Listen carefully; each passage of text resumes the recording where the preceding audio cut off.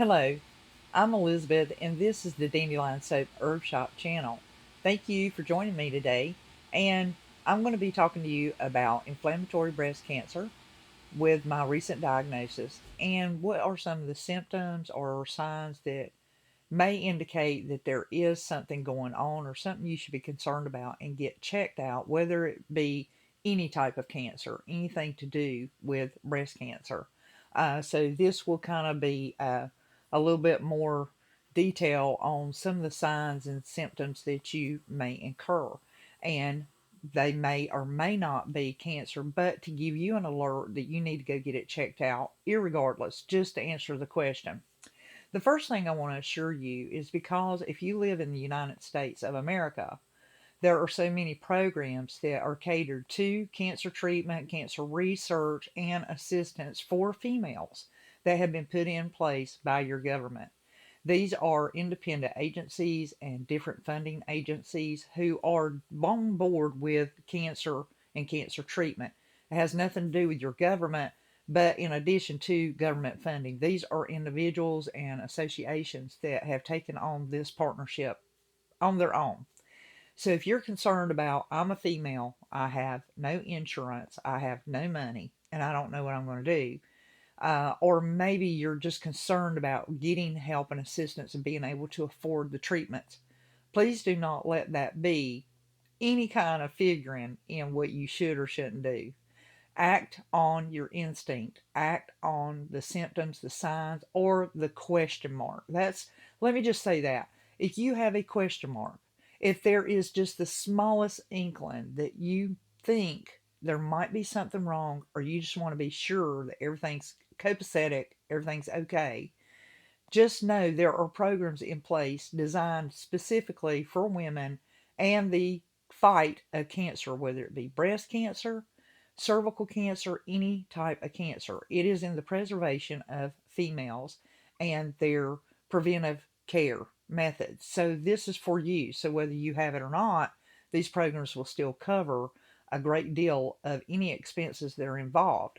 And of course, you just like anybody else, you apply and qualify. So it depends on what your state set up. It depends on how they have that in place and how they go about doing it.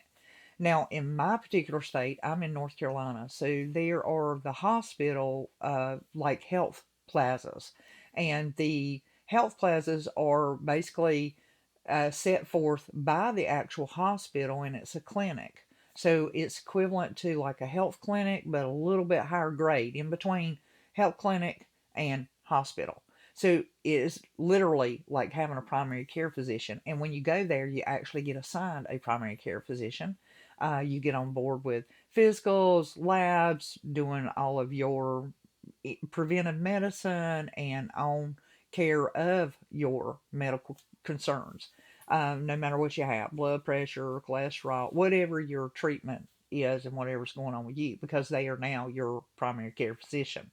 So moving forward, what are the signs and symptoms that might be involved in identifying whether or not you might have an issue going on when it comes to identifying breast cancer and the symptoms thereof? That is what this video is focused on and what I'll be addressing. Now, I was diagnosed recently with inflammatory breast cancer. It is abbreviated as IBC. Mine is the invasive ductal carcinoma. There were other things going on inside there. I'll address them at some point in time. And also knowing what levels I am.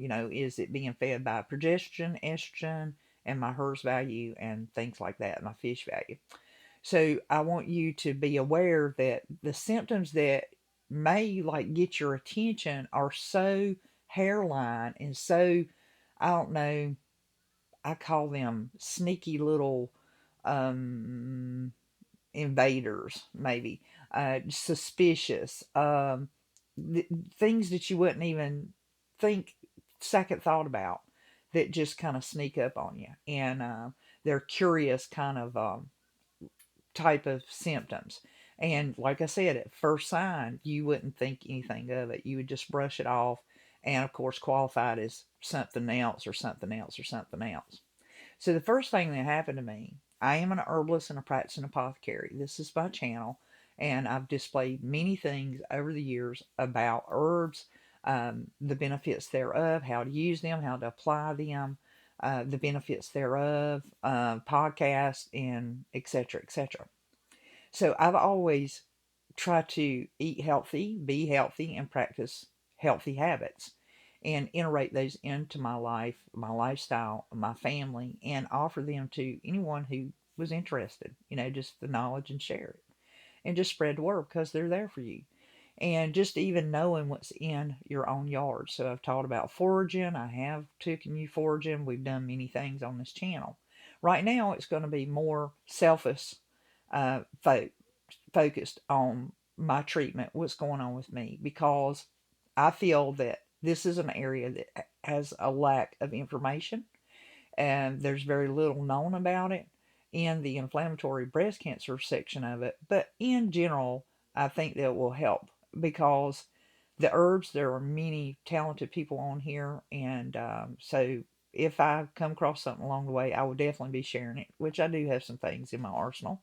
And at the same time, I want to share you my journey. And with your hope, prayer, encouragement, and watching, maybe just maybe you and I are going to come out on the other side. And I'm going to get a cure of this cancer, get rid of it, and be in remission and live happier, stronger, and get back to some type of normalcy. So the very first thing that happened to me, I had went outside last year in August and I was gathering up my lemon balm. It grows all about the front of my porch and it is a mint and it loves, loves, loves to grow. And it's a shallow root system. So I get tons of it. And the honeybees benefit from it and it strengthens them. So if you want additional information about that and how to use lemon balm, check it out here on the channel. I began gathering it and clipping it down and cutting it back so that I could harvest it. And I was putting it into, paper sacks and getting ready to put it in the car because I use my car as a dehydrator during the hot months. And it's very effective. Once again, check out the video. And I went on about that. Well, I had ordered this T-shirt in the mail. I am a cheerwine drinker. I love cheerwine. And it come in the mail, and I got so excited that I'd actually put that T-shirt on. I pulled it out of the plastic, put it on, and was wearing it around. And of course, got distracted. Oh, I need to get up the lemon balm and got to doing that. Well, I noticed, yeah, I was, like I looked down and I had like this red dots on me and stuff. And I thought, oh goodness, something's bit me or where I haven't washed this t-shirt or whatever. So I went straight in the house, changed out of it and put on a tank top. And the tank shirt, has, yes, you just got straps here and open here and long. And but I did notice that, I still had all these red marks. The problem was is these red dots all over me. They were like from say here up. They were like here up and the upper top of my back and shoulders and my neck. It wasn't like on my face or on my hands or further up my arm. It was literally like from here up and mid back up as well, and or about the same level in the back and at the back of my neck. Well, I didn't think much about it. I just thought, well, there's a bug or something's irritated me or something. And I'm not allergic to things. Like I've been gathering these herbs for years, do it the same way. Hadn't did any pulling or overactive or nothing. And I'm bent over and I'm gathering with my hands, like picking it up, clip, pick it up, clip, pick it up. Nothing strenuous, nothing, no overextensions or anything. Went on about that, and then of course, after I got done later on, come in, it's time to take a shower, fix supper, and that kind of thing. And I'm sitting down in the chair, and I'm just noticing this. I'm like, what is this? It didn't have any fluid in it. It wasn't pus. They weren't big bumps. They weren't bites. They literally looked like, I don't know, like a stick pin, and they were just all over, just little dot. It's all just massive amounts of them, almost like a hive, but not. And it's the only way I know to describe it. Now, like with most women, we put a lotion on or cream on or powders or something to try and absorb it and dry it up. Or most times, just once you wash and bathe and so forth, it's usually okay. But this had stuck around. And I noticed that the very next, like from that day, for the next 3 days, my arm on my right side, my right breast only, this whole right side, I felt like I had been, it hurt. It was so sore. I mean, like extremely sore to the point that I felt like I had been in a bad car wreck. And that lingered for 3 days. And just like with anybody else, I'm just like stretching and trying to work it out and just, massage it a little bit with my hand, just try to rub it out and get the soreness gone. And these bumps were still, they weren't bumps, these little red spots all over were still there. And had already tried lotions and creams and all my natural herbal stuff, but it wasn't, they weren't going away. And at that point, within a day or so, they had begun to just be a little irritating, like just a little, I don't know, not itchy, but just like a tightness or something.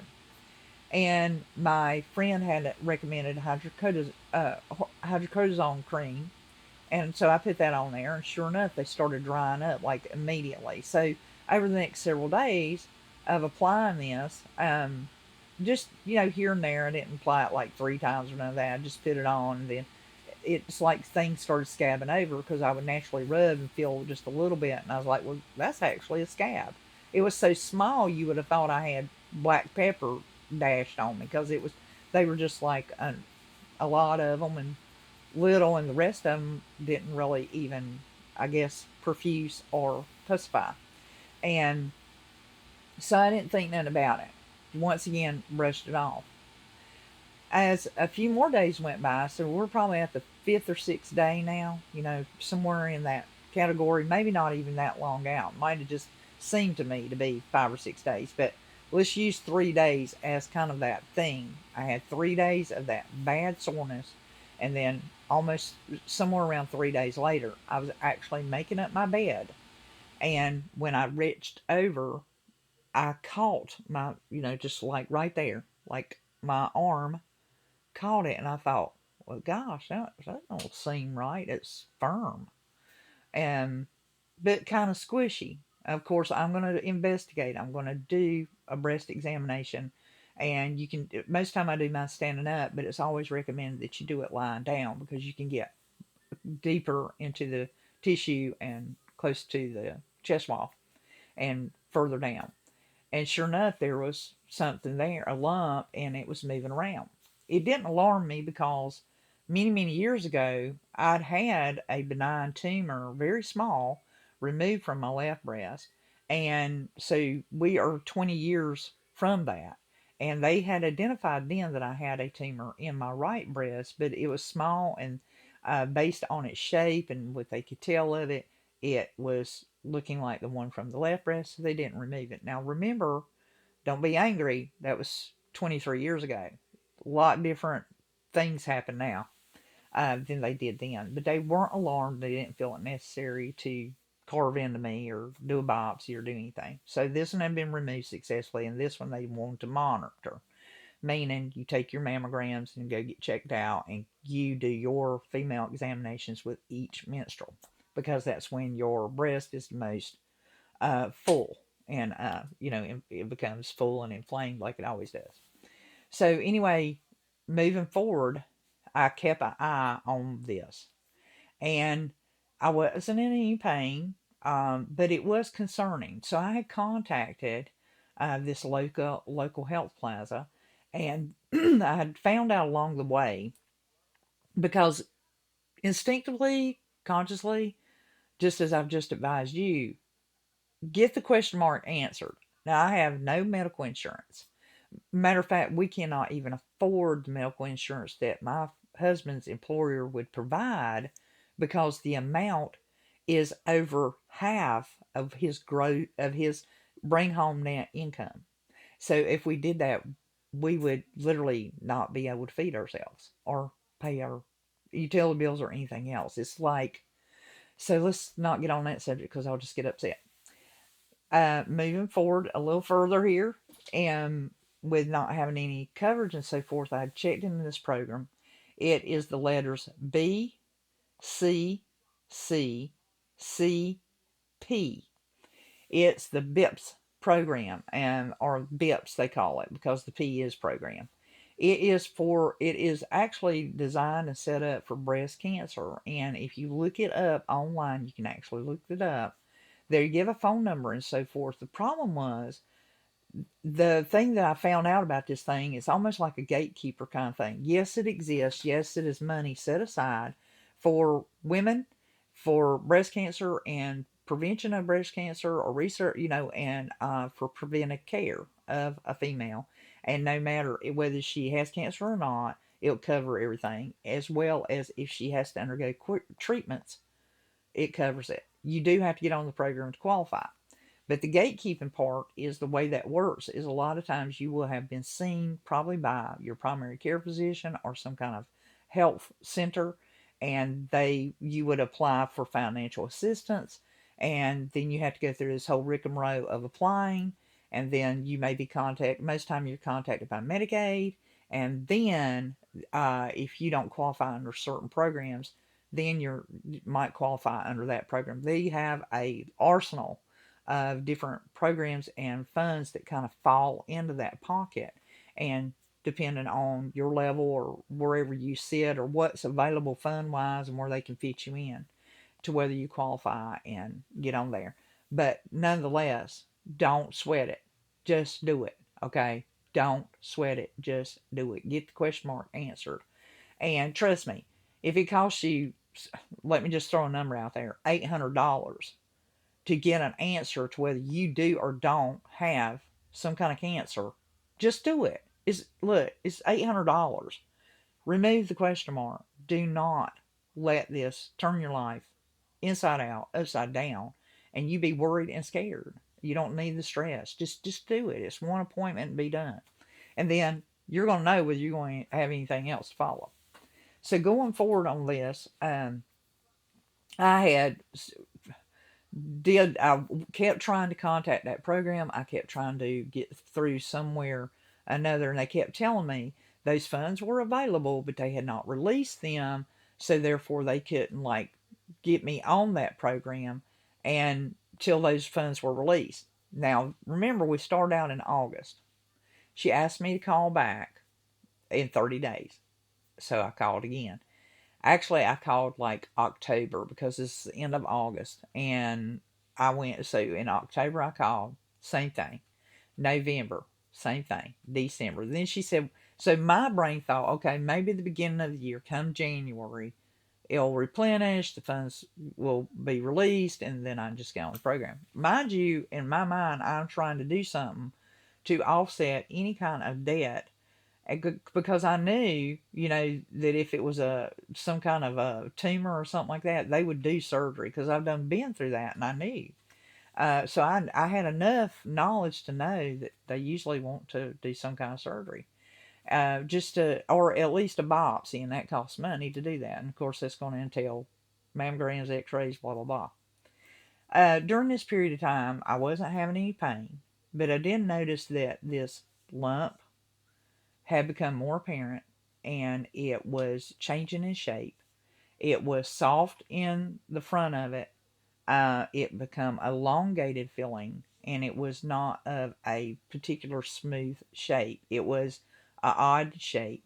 And everything that I had looked up to identify possible cancers, it had all the earmarks, but the squishiness in it was like making me question that, because even with it just seemed hot, it felt hot, it looked hot, inflamed. So in my mind, I knew automatically I'm dealing with a cyst, that this is in fact an infected cyst. And the only way that I've had any kind of success with cysts is they had to be drained, and so they medically had to lance it and open it up. And that had been further in my past. When I was actually 16, I had a cyst rupture in my left breast. So once again, there's been something way on down the line where that was not an unusual thing. I didn't like get overly excited or overly concerned because I have dealt with other issues in regards to my breast and they always end up being a cyst, and they were easily remedied and fixed without any further problems. So when I went further, I was like, okay, at this point, I'm just going to pay the money, because waiting on this program and trying to get involved in this program and do all this, that, and other, this is ridiculous. I just need to be seen by a doctor, get this checked out, and make sure there's nothing that I need to be overly concerned about. And just get it done, because I truly felt at that point it's a cyst or it's a benign tumor and it needs to be removed. Either way, it didn't belong in my boob anymore. So I took and called, and there was a young girl. She set up the appointment. Now, I expressed to her, at this point, we are like in April, and I had started feeling pains, like shooting pains, and like almost like something piercing, and then it would just pass. It would happen and it pass, and that got to be more frequent, close and in occurring, and more intense and more so. And the whole time, now your attention's drawn to it. You're just paying a lot of attention to it, so you know every single change it's gone through. And the time is flipping by very rapidly, very quickly. And you're like, I got to get in there. That's the thing about when you don't have a doctor and you don't have insurance, the time span in getting into a healthcare center, getting an appointment with a doctor, and getting seen takes a lot of time. So a lot of people resort to going to the emergency room, which is not a bad idea. That's just whatever you feel you need to do it. Just don't sit on it. Get it done. Moving forward, further, I got the appointment made. I expressed her I was in pain, but the quickest she could get me in was 3 weeks. Now, this was April. Now, we started out in August. Talked about the program, trying to get on there. Couldn't get in that. Couldn't do this. Being told this. Just constantly like somebody's passing the buck. Till finally I was like, just set the appointment and I'll set up financial assistance and payment program with the plaza and just get seen. Because I didn't already have a doctor with them, I hadn't been to a physician in over 7 years. They were the last ones to see me. And prior to that, I had not been to the doctor in over 9 years. So it was like, you know, didn't know what to do with me. And so she set it up. And during that time, now I want to tell you, my breast started going through major changes. The changes occurring now. One, the lump was larger. They call it a lump, but it was truly a lump. It was elongated. It was odd shaped. It didn't seem right. It had soft, squishy to the front of it. So when I was examining it, the front of it was, squishy and, like a cyst. But then what was behind it was firm and hard and elongated and odd feeling. And when I grasped this away, I could feel something underneath that was just, it felt like a disc. It felt like you had cut a lemon or a slice of orange, something rather large and wedgy, and that's what it felt like. So it had almost like a roundish point oval at the front of it, the rear of it, but the underneath was almost flat like a Dove soap bar or disc type smooth bevelness to it. And almost, it was just a odd feeling thing. But the squishiness in the front of it didn't make sense either. And that, made it kind of move around a little bit. So it had all these odd characteristics. And that pain. Now, this pain was getting more and more intense. It was happening more frequently, as I said before. And it felt like someone was taking a ice pick, a sharp point ice pick, and going right straight into the front of my breast, right through the nipple. I'm just not even going to play. This is exactly what it felt. And it hurt. During this time, now what really happened, what really made this scary, is in a 3-week period of time, from the time I made that appointment until I was actually seen, my breast nipple had become inverted. That had not been happening. Now my nipple is becoming an innie, not an outie anymore. Additionally, it had a discoloration to it. a slight discoloration, but something that you would notice because it's your breast.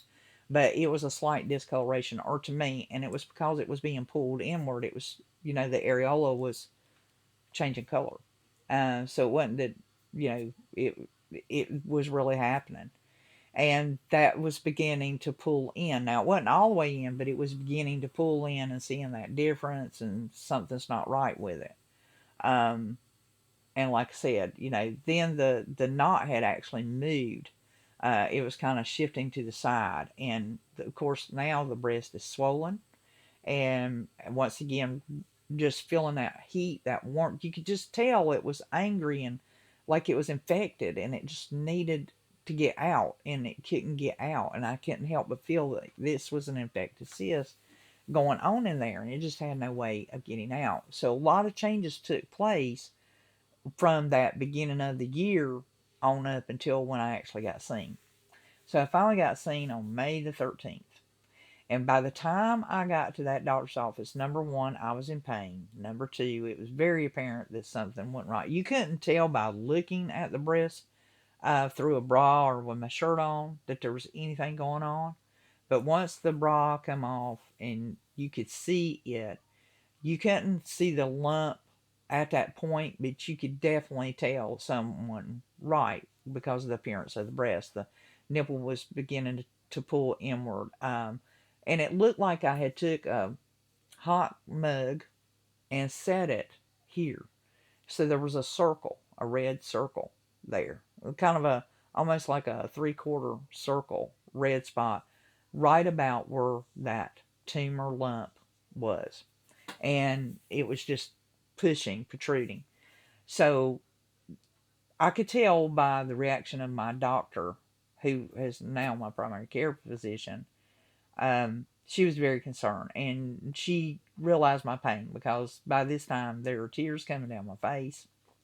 I can't be this tough woman anymore.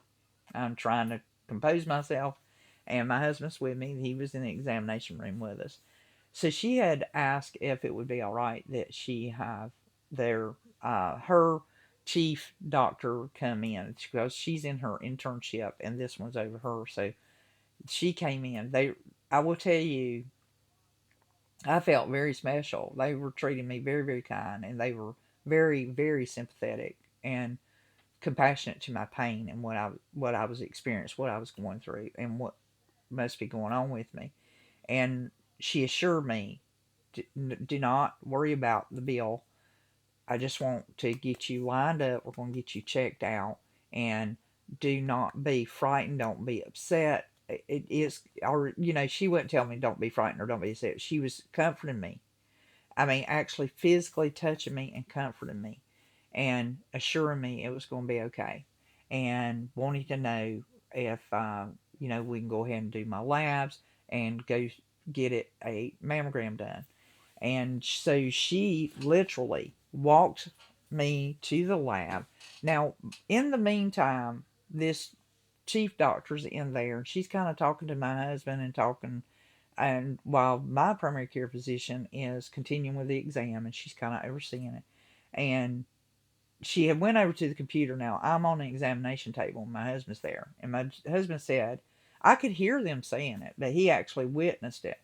And he said that when she came over there, she pulled it up on the computer, and the chief doctor was going stat, stat, like whatever they were looking at on the computer, the chief doctor was pointing at it and saying stat, stat.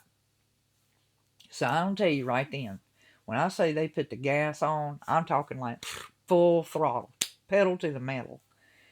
She walked us down to the labs, got my labs, and she's pacing the floor. So she comes back. She says, "Can you be at so and so tomorrow?" Yes. "Can you do such and such time?" Yes. I mean, I was so ready. I had to get an answer and relief because I'm in pain. And so she had issued me like ibuprofen and, kind of give me an amount to take and so forth. And so the next day, I went to the breast clinic to per se get a mammogram, or actually ultrasound, because I was in too much pain. They could not do a mammogram on me. And that diagnosis is how it all started with. I was being treated for an infected abscess. Yeah. So more on that and letting you know. Um, some things go sideways before they go right ways. And I just knew that couldn't be right. I just instinctively felt it. I wasn't what I was saying, but I did question it.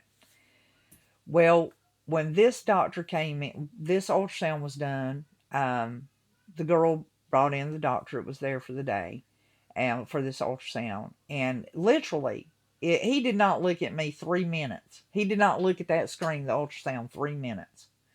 And he kind of walked on the other side of the bed. He just like laid the cloth on there for me, clean it myself, walked around to the other side of the bed. And he said, I believe what we have here is an infected abscess. And I think this can be cleared up with antibiotics. So my recommendation is going to be for antibiotics. Just continue taking something for pain. And, that should clear it up. We'll be contacting you for a follow-up visit to come back here to be seen in 4 weeks. And I think everything will be fine. 3 minutes. Now, mind y'all, I'm in pain. I'm not feeling like this is right. And I questioned, I'm just looking at it, I said, like, I don't know. It just like something just doesn't seem right. Are you telling me you can clear this up with antibiotics? And he said, well, abscess, generally we can get them taken care of enough, by antibiotics, and then the body can take care of the rest. Yeah.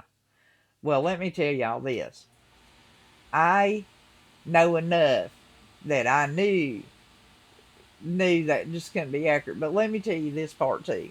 I am I was so naive.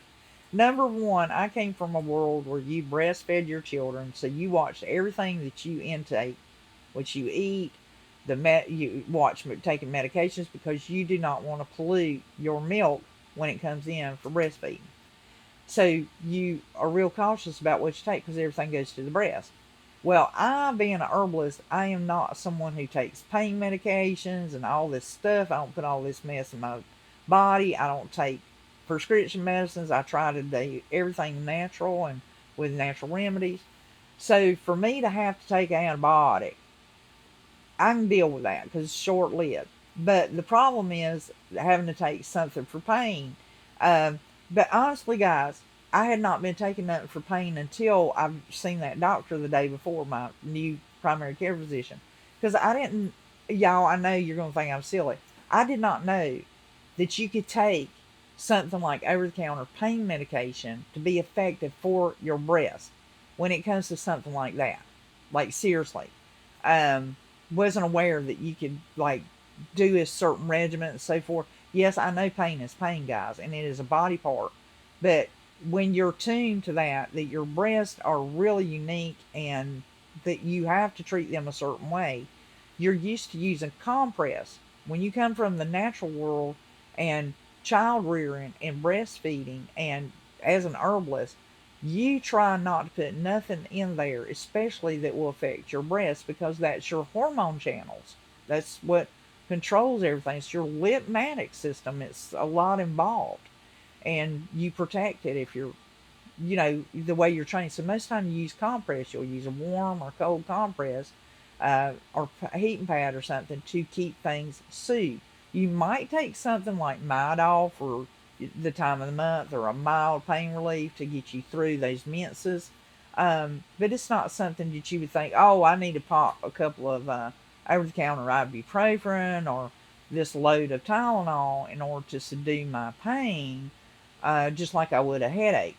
Trust me, you just don't think of it like that. You don't. You think of inflammation for swollen knees or aching arm, or you pulled something or twisted something or sprained or something. But when it comes to your breast, for whatever reason, we see that as some kind of, I don't know, different object on our body, and we don't treat it the same way. The same as pain medicine for your eyes. You don't go to the cabinet and pop in some ibuprofen if you have eye pain. Now, y'all know that. So think of it like that. You're thinking of, you put your breast in a special category of treatment and care the same as you do your eyes. You're not just going to go over and pop it, let me put some ibuprofen in here, take some aspirin, whatever. to fix my eye pain. Because you know that's something going on. If you have eye pain, there's something going on. It's probably having to do with your vision as well as your brain. So you see your breasts the same way. They're very special. And what their purpose is and what they serve is quite unique if you ever get involved with your body and figuring that out. They're quite a unique organ on your body.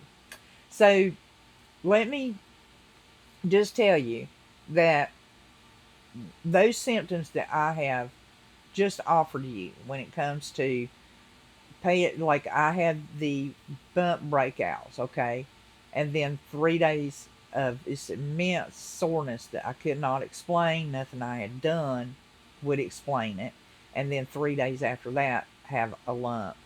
Those are the first signs, so go ahead and act on them immediately, because when you think about it, when I tell you further in, and I will tell you this more than once, so I'll go ahead and tell you in this video, what had happened is I actually did have an abscess.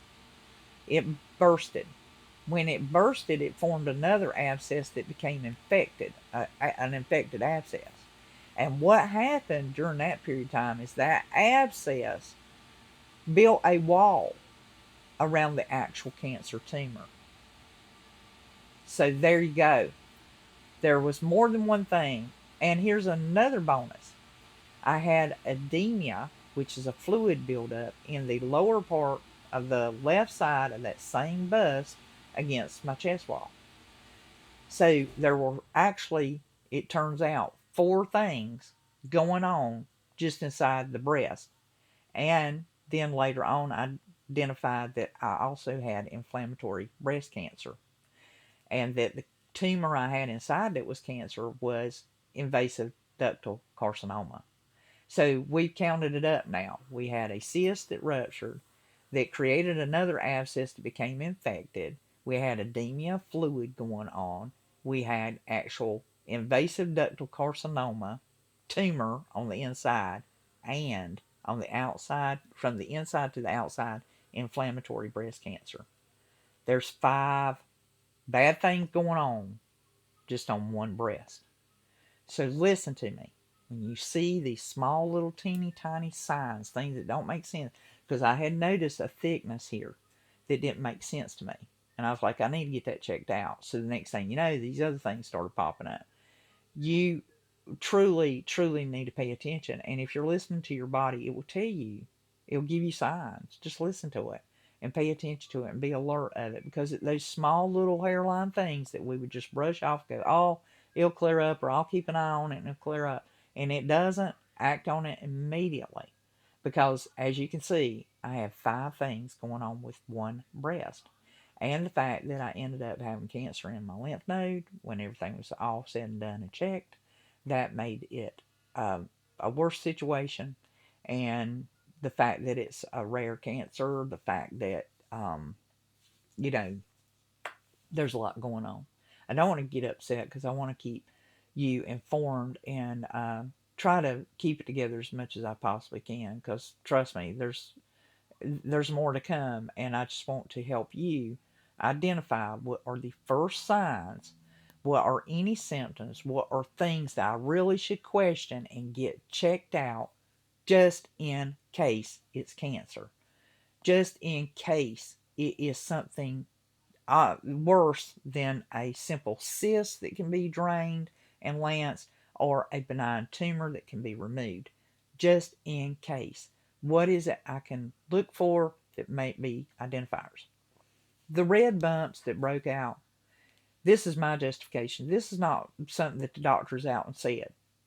But I guarantee you at this point they wouldn't disagree with me just based on what I know. What had happened is when I was harvesting that lemon balm out there and getting that herb up, and I felt that little pinch when I was bent over and working and stuff that I didn't mention to you earlier. I just felt this little pinch, just like, oh, something got me, like almost like a bee sting kind of thing. If you've ever broken a blood vessel, you recognize that little sting. That's kind of like what it was like.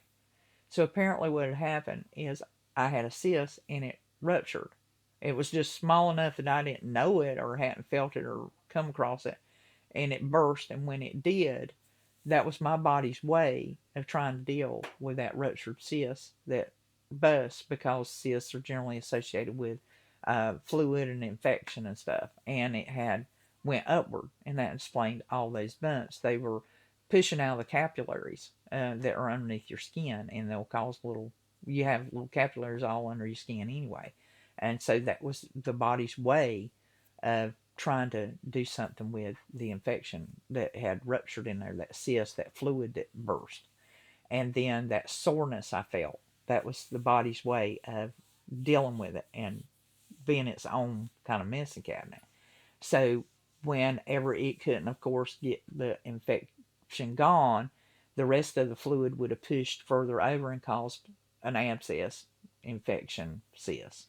So it would just formed another cyst to try and offset that, because there were other things going on in that breast. So those are just some answers to those questions, some of the symptoms, and some of the things you may or may not recognize. Or if you've heard somebody talk about it, you got a friend, a sister, a cousin, someone, a girlfriend at school, a girlfriend at work, your aunt, your mom. Those are things to be aware of that you getting educated can help them too. So this is a video on what some signs that you can be looking for that may or may not be associated with breast cancer, and may or may not be a tumor or a cyst, and that you should get checked out in order to prevent or identify potential uh, cancers, tumors, or cysts in the breast. This is Elizabeth. Thank you for joining me on the Dandelion Soap Herb Shop channel, and stay tuned for more videos on my journey in dealing with inflammatory breast cancer and any information I can find for you about breast cancer, period, along the way. Thank you for visiting. Thumbs up if you like this video, and be sure to subscribe if you would like to follow me my journey and know more about it. And do leave comments. You got any questions? If I can help you in any way or answer any questions, you just need somebody to talk to. You will have all my contact information. You can look it up on the website at dandelionsoap.com, and my phone number is there as well. Take care of you, and keep your prayers coming for me, and I'll be looking out for you too. Until the next one, this is Elizabeth. Over and out. Bye now.